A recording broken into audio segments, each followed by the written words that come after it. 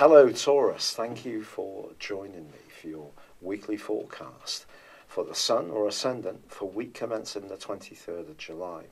There's definitely the potential for some mystery around your love life or some kind of magical connection, but with Mercury starting to track backwards this week in your sector of emotions, if you're already involved or perhaps unsure about which way to go around a close or romantic relationship, perhaps this is not the time to make any binding decisions, particularly as Venus and Neptune are in opposition, which can heighten your expectations, but also shake that earthier side of your nature.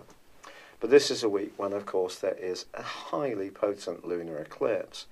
And for the last half of this year, I think how you feel about where you work or your environment, even the property or apartment that you live in, is definitely going to be a really burning issue for you. If you do feel very comfortable, I feel that you're going to absolutely thrive. If you're not so comfortable in your life role at the moment, some kind of big change could be in the works, but it may not be a completely even process. The Moon alongside Mars can be very volatile, and it's possible, therefore, that you can find your voice and be assertive in a way that someone close to you is really quite surprised about, but actually it can be very positive for you.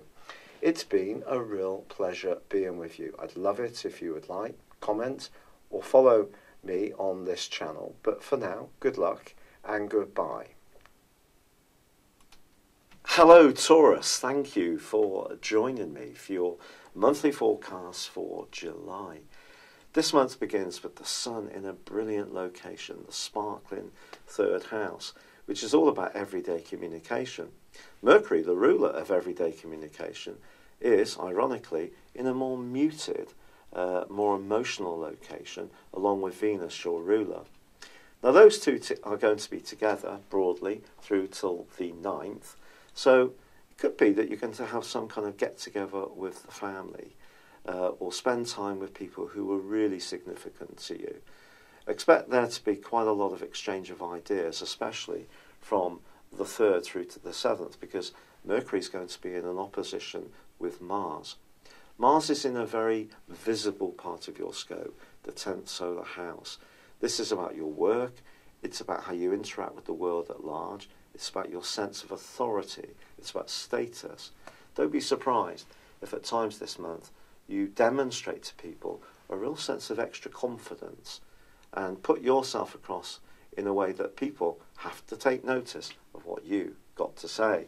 But that angle between Mercury and Mars from the 3rd through to the 7th could lead to a few tensions between what's right for you professionally and or how you assert yourself against how other people are feeling who are close to you, or perhaps you're going to speak out and be more forceful even about something that you feel quite tender about. But the key is not to be defensive. And with Mercury in the 4th solar house, that is possible. I have to be truthful with you. Now, by the 10th, we do see some big changes, which are entirely positive for you. Because on that day, your ruler Venus moves into a glorious location, moves into the earthy Virgo. So we've got a triplicity with your sign in terms of the earth element. And Venus in Virgo is very much being of service, if you like. But coming out of the 4th house, which is very much to do with your environment, making that as pleasing and nurturing as possible, it is more gregarious in Virgo. And Virgos generally have a very good sense of humour. So that part of your nature can start to come to the fore for the rest of the month. But the other big development on the 10th is that Jupiter ends its 4-month retrograde. Though it's not actually going to come out of shadow until the 5th of October, so it's not going to get back to the point where the retrograde first began. But I do feel that anything to do with relationships can improve with Jupiter going forwards. And broadly, Jupiter continues to forge a lovely angle to Neptune. There's a 3-degree orb or space between this aspect being exact. It's a sextile, but it's very enabling. So I think with Jupiter going forward, still tuning into the very ethereal, sensory location of Neptune in its ruling position in Pisces, means that the idealistic side of your nature or anyone you encounter could be something that really lifts you this month, especially around friendships or perhaps even a close romantic alliance. But the second week of this month does see a real power play. There is no other way to present the information because the Sun in Cancer goes into an opposition with Pluto, the solar system's tiniest entity, which has been in this location since 2008. And so on one hand, you've got Pluto, which is about power, it's about secrets, it's about desire, it can be about sex, it can be about money, and it's face to face with the Sun. Now, for the next 6 months, I do think it's entirely possible that your ideas are going to become red hot important to you. You're going to feel so much more passionate. Whatever it is that inspires you, you're going to be out there interacting with people, learning more information. And whatever it is you believe in, it's going to become a very personal experience for you during that time. But because you can become so much more passionate, you may meet other people who equally share the same level of passion but see things in an entirely different way, and that can lead to conflict. Because Pluto's about change. The Sun is it's obviously about essentially energy. It's at the heart of our entire beings.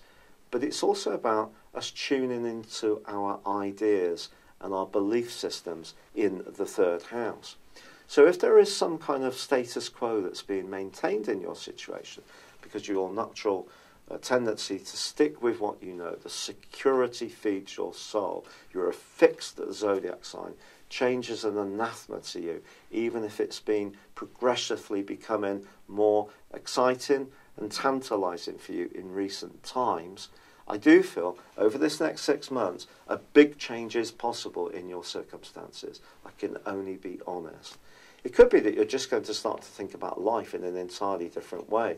It surprises me that some of the things that were shaped into me when I was a kid, particularly as I was born a little bit later in post-war Britain, I don't have those views anymore because I've evolved. I see life in a different way for myself.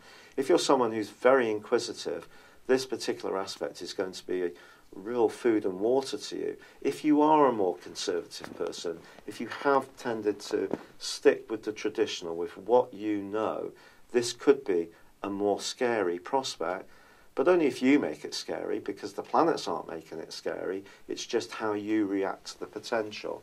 So change, see it as an exciting opportunity to enliven and enrich yourself with a new outlook which can help to feed your soul in a way which is more appropriate for the person you are now, not the person you once were. Now we are, of course, going to see the Sun transit into the sign of Leo on the 23rd, and for the rest of the month we'll be in that sign, and that pitches you back into this issue to do with your environment, your home, your feelings, your family, and of course Mercury's still there, but on the 26th, slams on the brakes, goes into a retrograde. I think there could be some tender conversations towards the end of this month because of this, and particularly because of Mercury going backwards in the fourth solar house. Fourth solar house can see us bottle things up a little bit, to be honest, because Mercury being the ruler of both Gemini and Virgo, it's about articulating our thoughts. In the fourth house, which is essentially the characteristics of Cancer, it's about emotion. So it's not so easy to say how we feel, to ventilate our emotions. So what can happen is the thoughts, Mercury, go round and round in our mind or our hearts or tummies, whichever part of the body the emotions are being trapped, and we don't necessarily articulate them outwards. So you may find yourself thinking about things very carefully. But then an even more dramatic event occurs when on the 27th there is a total lunar eclipse, again, which is going to provide a backdrop in a pair, a polar axis, along with the partial solar eclipse through the next 6 months of the year. But this one occurs in Aquarius, of course, because it's opposite Leo, but it's combining with Mars. Now, Mars may be retrograde, and it's also in an opposition, not just with the Sun, but the North Node in Leo. So we've got 4 energies there competing. And I think what you do about your future and how it works for you at an emotional level can be part and parcel of this agenda feeding into change that you're thinking about on the back of that partial solar eclipse. The lunar eclipse is much more about how it feels, and it could be scary, or you could be showing an amazing amount of confidence to make a change, because Mars is in a very vivid location, your solar midheaven, and because it's influencing the moon, it could make you a little bit more, if I dare say, even reckless. I was very careful about saying that word, because obviously you can be very thoughtful about your moves. But the backdrop, you see, Taurus, is that Uranus, in your sign since the middle of May, actually goes back into a square with Mars in the last 10 days of this month. So it's possible that you might be a little bit more reckless than you might anticipate. Think back to what happened in May. If there were some strong power struggles then, or you had some intense discussions or thoughts, they could be played out once more. Now, there is actually a gorgeous angle between Venus and Pluto in the last week of this month. And if there is someone or people in your life that you love very deeply, you can become much more conscious of it. So the lunar eclipse in that kind of situation may be more about the personal satisfaction you get from work. Is it something that gives you a naturally emotional high? If you're doing something that's brilliantly well paid, but you really are bored out of your brains, I think Uranus being right at the early part of your sign, especially if you're early born Taurus, could be making you feel quite edgy, but also quite excited about making some changes. But you'll perhaps know that if you do, it is going to affect stability, and that's a hard choice to make. It's just natural, isn't it? But Jupiter is forging a beautiful angle as it comes out of that retrograde with Neptune, and that's going to go on broadly all this month. So remember, you can connect to people who are good for your soul, or one particular person. There is an opportunity to connect with someone in a relationship context, which is a very uplifting experience. But I just think generally, ideas are really going to be popping all around you. It could be about moving overseas. It could be about learning a foreign language. It may be applying for a course of higher education as a mature student. It may be about changing your job completely. It may be about chucking it all in and going off on a world backpacking tour. But some kind of change that you make is, I feel, going to have an impact on the stability of your world, but it may be a change you just can't resist making if you feel that life has become so stupefyingly predictable that you've lost a real sense of feeling alive. And that's what all of us need to have, because life is so short. It's unbelievable how it whizzes by. So you may have some big decisions to make this month, Taurus. Try not to rush into them. There is an opportunity to have some very intense discussions. If you can listen as much as speak, I think you could be greatly enriched by what other people have to say. But I think Mars has certainly got something in store for you, and that is that change may be good. So what's the other aspect I can tell you about that might surprise you? Well, it's the fact that Uranus is forging a fantastic link with Saturn all through this month.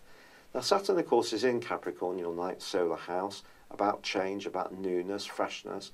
But Saturn, of course, is about obstacles, and it's about, in this location, the law and doing things in the right and proper way.